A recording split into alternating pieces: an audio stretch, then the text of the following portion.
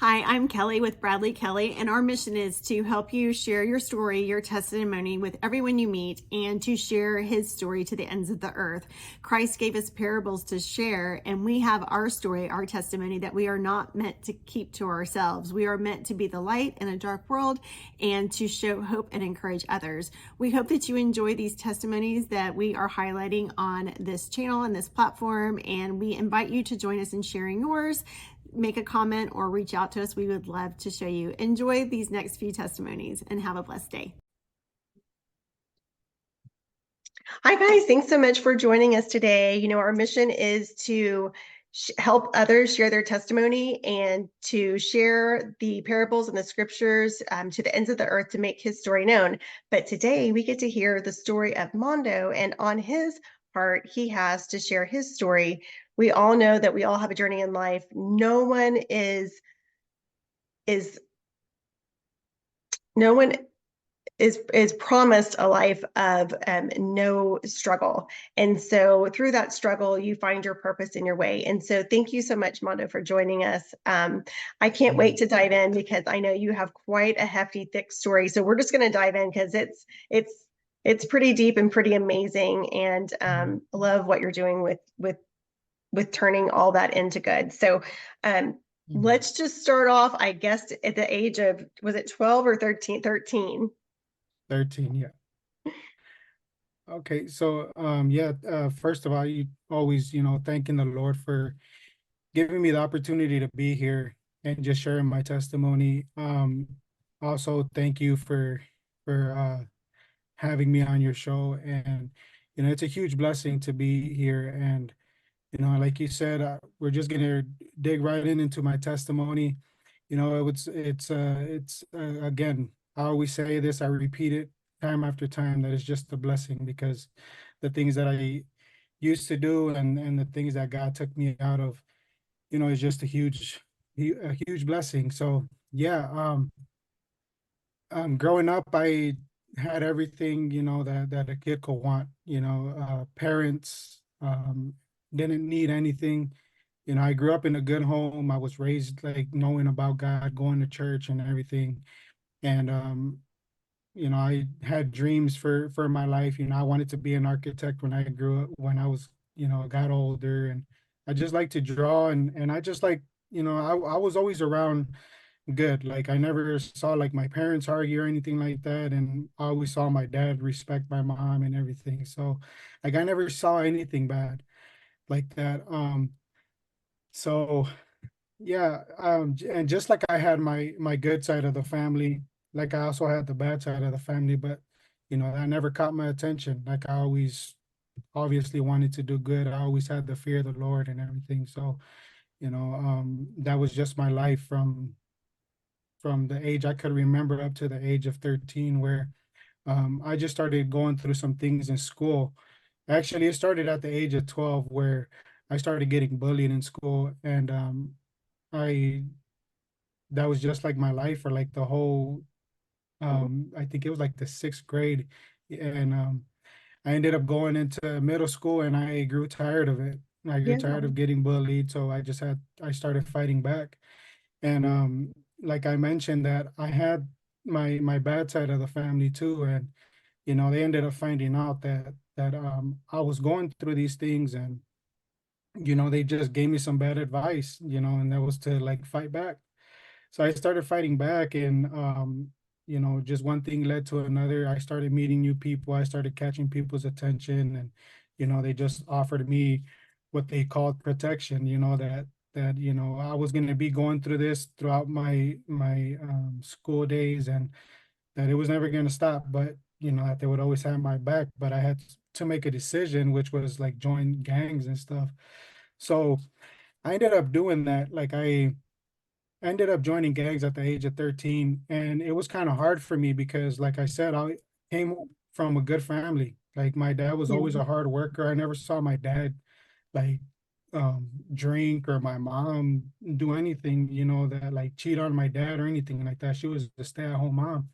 So it Yeah. was more like a a choice I didn't want to make. And I it was hard for me because I was living a double life. like at school, I was this person that I had to forcefully be. And at home, I was still mama's boy. I was still that good kid that wanted to do good in life. And the whole family knew that, like my aunts, uncles, and everybody, they knew that I wanted to be an architect, and they were all looking forward to that. So I as time just went by, getting into that stuff, like I started catching other people's attention. Some people wanted to have bad encounters with me, and some, just wanted to know who I was and be my friend. And obviously, those kinds of friends, they show you nothing but bad. So as time went by, I started getting worse and worse. And my mom started to, like, my Oh, parents, actually, it was both of my parents, yeah, they started um, getting phone calls from school. I was yeah, getting suspended. I was not doing good in school with my classes and stuff like that. And they started kind of picking up. yeah, And my like the bad side of the family started telling my mom, like, hey, like this kid is headed the wrong path or whatever. And when they started telling my parents that, I started rebelling more. Like I was like, dude, like, why are you telling on me? Let me be. Like, you out of all people should know that I got to do these things to protect myself. Because even though I had everything, I came from a good family and stuff like that, the neighborhood that we lived in wasn't good. So, like, I still had to experience that. And I wasn't trying to go to school and like get bullied all the time. I wasn't trying to get into fights all the time by myself and just going through that. Because I remember mhm. when I went through that the one year, when I wasn't fighting back, I was just always scared to go to school. Oh, And I did tell my mom, my parents, and they only did what they could, which was like go to school and like talk to the principal and stuff. But that seemed to make things worse, because the kids would get in trouble and they would come back angry, and it would just get worse. So it got to a point where I just like kept it to myself, and yeah, I didn't want to go through that my whole life. So yeah, like going back to me rebelling more, like I got to a point where I started disrespecting my parents, and I just started pushing away school and stuff. And mm, they were sad about it, because, well, they were like, where's my kid, where's my good kid? yeah. But at the time, when you're going through things like that, and you're deceived by everything that's going on around you, like, you don't care about other people's feelings. Like, you're just caring about what you need to do to protect yourself at school. Well, And that's the 30 something in you saying that, because when you're that age and when you're 12, 13, 14, 15, yeah, the enemy is there to attack you, whether that's through other people, and the other people that were like not on your side feeding you bad advice, they were being deceived also. So it's a ripple effect, yeah, and you're coming from like that age where it's hard to relate. And that sixth grade year, why is that year so hard for every generation? yeah. I don't It's know. Yeah, it was very difficult, but um yeah, like things just started getting worse for me. Like um we lived in this household where I mentioned that we knew who the Lord was, like, and my parents wouldn't allow us to listen to like secular music or anything like that. So like I even got introduced into that. And at that time we had like CDs and CD players. Oh yeah. And so like I remember coming in to the house, because even though I was doing these bad things and I was disrespecting my parents and stuff, like my dad was still a strong man, where he didn't allow certain things in his house, material things. And I remember I would hide my CDs and my big coats, and I would go upstairs and I would wait till everybody was asleep, where I knew nobody was awake. Because my dad had a habit of like checking up on us when we were in our room with our door closed, because he wanted to know what we were doing. And he would check up on me, because a lot more because of the things I was doing. Like I was like headed a different path. So I Yeah. just waited till everybody went to bed, and I would put on my headphones and just listen to this music. And listening to this music, introduced me into some more things. It introduced me into dark things. It introduced me to um, knowing about the dark side, and just getting different adrenaline rushes that Oh, I yeah. felt they were evil.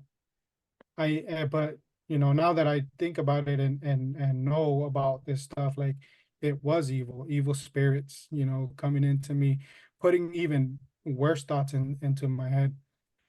So it got Yeah, to a point. that's very common.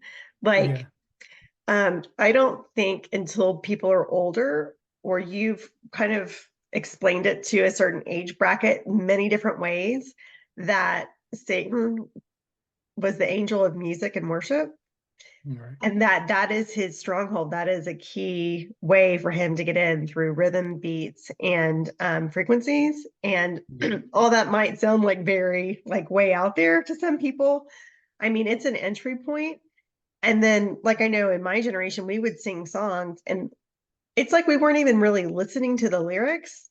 But yeah, if you're singing them and you just think it's a song, um, it alters your mood, it also alters your thought process, and it kind of happens slowly. And I think the music obviously has gotten progressively, I don't know what the word I'm looking for is, but just bold. And yeah, yeah. And so yeah, that's definitely something that is still a struggle, like for everyone. And it's being like pushed more in your face, like with yeah, different, yeah. I'm sure you see yeah, that. yeah, definitely. Yeah, and I like mentioning this music part because, like, it's a very powerful thing, and it like I said, it made me like think other things, and it got to a point where um because I was a happy kid, even though I was going through all this stuff, I was a happy kid. Like I really didn't know what getting angry was. Like I said, I always knew, like, even though I would get into fights and stuff like that, but it was more like a self-defense thing. Like I wasn't out there angry just picking fights and stuff like that. Yeah, uh, you know, and I was just happy. I had everything that I wanted, like the love from my parents and stuff, and that as a kid, that's all you really need, is your parents and stuff. And you know, that kind of music started opening doors to me thinking like, man, what is this guy talking about? Like the getting angry part and taking things to a certain extent. And that's what happened. Like I heard this music talk about anger so much before doing something that I started speaking to the enemy to like that I wanted that spirit, of anger. And it sounds unbelievable, but it actually happened to where I started having this anger within me because I invited this spirit into my life, but through the music. And just things just started taking a whole turn from there because when that started happening, my dad got a his job required him to travel all over the country. yeah, So he started going out of state, and he would only come home maybe like, I don't know, maybe one weekend a month because he did like construction. So like he was always really busy. yeah, So like I took advantage of that because, my mom, she was obviously like more soft than my dad.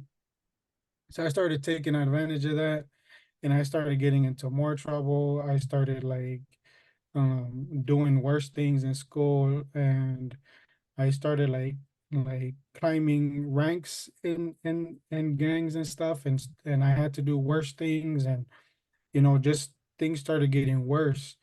So there was moments where I would get myself into altercations, and I would be in the hospital, and my dad would rush from wherever he was to go and see me, and um just things like that. And I was putting them through a lot, and it got to a point where I wanted to fight my dad, and like it was just really bad because I just was getting worse and worse.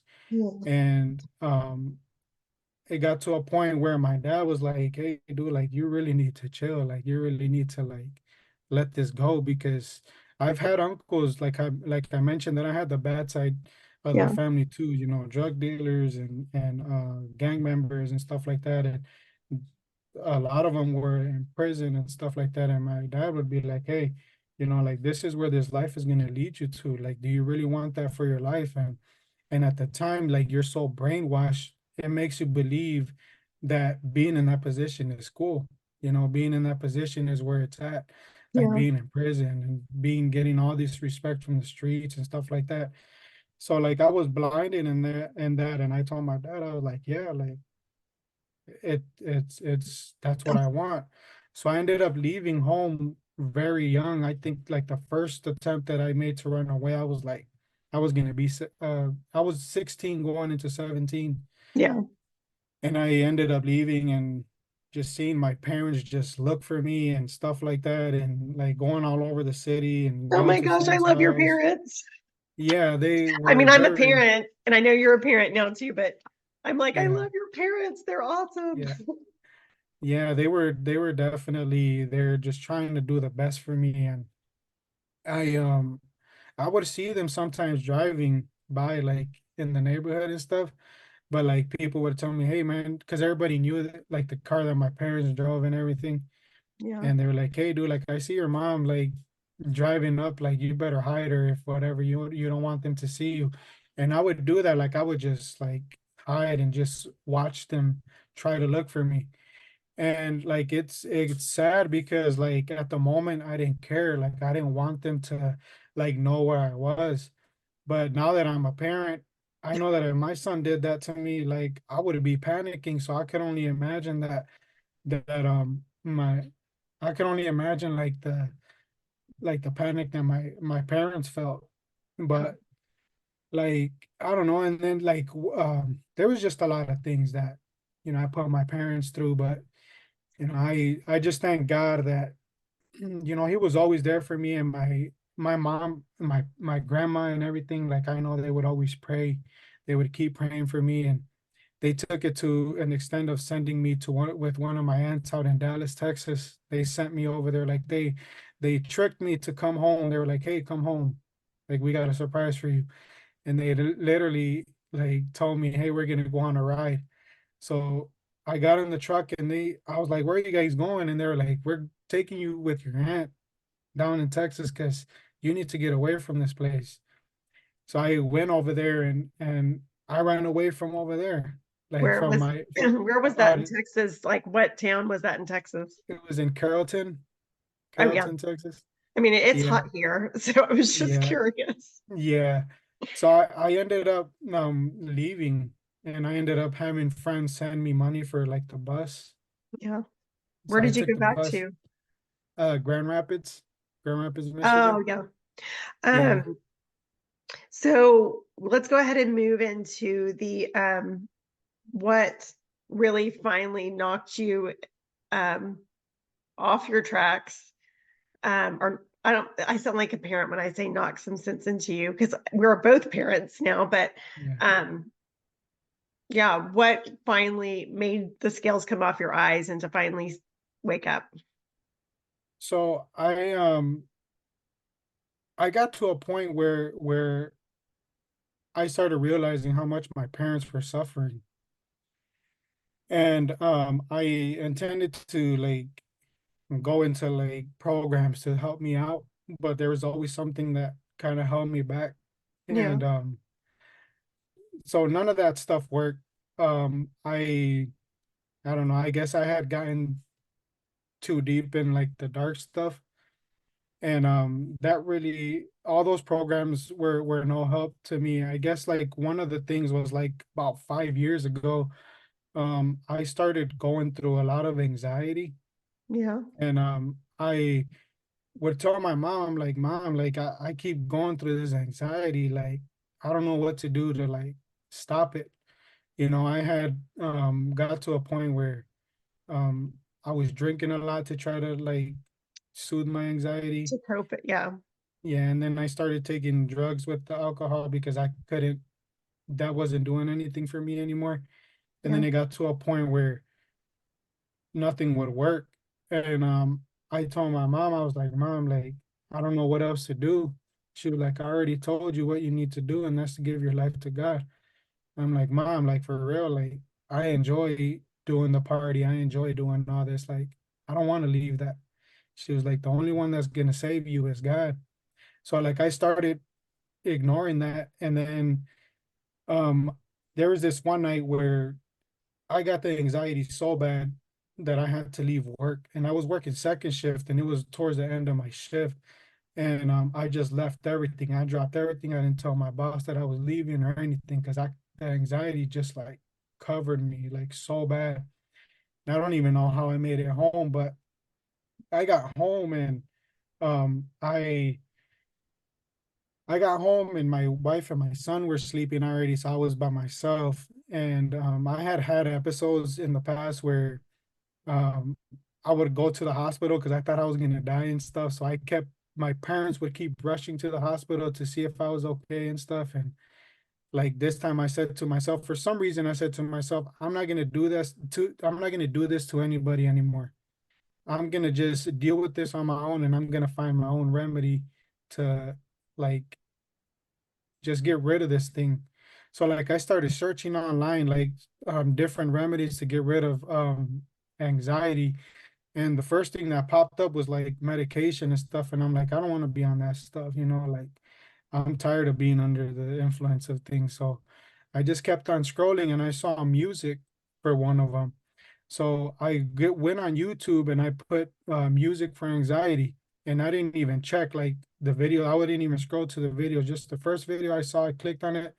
I threw my phone on the countertop and I got in the shower and I started hearing like this beautiful melody. And I was like, man, like I felt this peace come over me and the anxiety just went away. And I'm like, dude, like I'm gonna get out and I'm gonna save this song because this is it. I done found my remedy. So Oh my like I gosh. get out and Yeah. I'm like speed walking to my phone, and it's so crazy because on my phone all I saw was like be still and know that I am God. And when I saw that, like I just felt the peace of God just fall over me. Oh my And gosh. when I saw when I was looking at those words, I wasn't only reading them, I could hear the voice of God just with powerful voice that was telling me, be still and know that I am God. And I felt the love of God just fall over me, and I just literally heard like walls around me falling. I heard chains just coming off of me. And I just couldn't stop crying. I couldn't stop crying. And I that's when I said, God, like I'm done. I'm done running from you. Like my time is here. Like I'm gonna surrender my life to you. And I remember that I had an uncle of mine. He was like a brother to me. He was in prison at the time, and I Yeah. was like, dude, I'm gonna get a letter and I'm gonna write him and tell him what's going on because I just kept hearing the voice of God, just telling me how much He loved me and everything, and I couldn't even write the letter to him because my tears were just smearing the ink everywhere. So that was basically my breaking point. Was like a moment of anxiety, and God showing me that nothing in this world was gonna cure me but Him. But at the same time, He allowed me to hear how the enemy had me with the chains and the walls, just had me in a shell, just trapped, and that was my breaking point. Just that night of anxiety that nothing was helping it but God. Wow. Mhm. Looking at hearing that story from a parent's ear, it's different, isn't it? It is, yeah, Because, your parents, it sounds like a movie to me or a book where your parents were searching for you, and really the power of prayer. Cause I know that, other family other than your mom and dad were praying for you. yeah, So, that is heavy, but that's yeah, not a coincidence that, music was like an entry point and that it was also your exit, yeah, to find release. yeah. Yeah, You know that's what? really, I just thought about that, and that's really crazy. That's crazy that you even say that because I never, the whole time that I've been serving God, I didn't even think of that. Yeah, I mean, it just keeps coming back lately. I think some of the music things, like in this generation where our kids are growing up, I mean, some of it is just in your face so much. And so I've, as a parent, have been paying more attention to music and lyrics and kind of the way they present music. And then I'll go back and listen to music that I listen to, and I'm like, oh my gosh, I listened to that, listen to the words, you know. So Yeah. every generation struggles with that. But so do you still have, we have like just like, you know, a short time left, you know, 1 minute. And the uncle that you wrote, were you ever able to reach out to him? Yeah, I did. He's actually home now, so like Yeah. he Okay. enjoys watching me continue this journey with Yeah. God. You know, I have a So feeling that he's really enjoying you being a parent and watching you, you know, have a yeah, joy-filled life that you knew was yours in the beginning. You know, you never yeah, lose your soul. Like you had your happiness in your soul and it was always there. And your parents sound like they planted that seed for you. So, yeah. well, I know that you have something in the works as far as a book. And so I want to be able to list that information down in our comments and all your social media available for everyone. And in the last 15 seconds that we have, Uh, what do you want to say about the book that you have that you're working on? it's just something powerful, it's just an opportunity for me to glorify the name of God, and that's all I want to do. I just want to glorify the name of God and just show people that um anybody can change. And That's right. parents, if you guys have kids that are going through things that you feel they're never going to change, just know that God will change it. Just keep praying. That's right. Thank you Amen. so much. Amen. Sorry that God we bless have you. to end. God bless It's you. all right. We hope you enjoyed hearing that testimony. Remember, if you would like to share yours, just reach out to us. We know that we are called to go and seek the one out of the 99 that is lost. That is mentioned in Matthew and in Luke. So go and seek the one that is lost. And thank you for joining us today.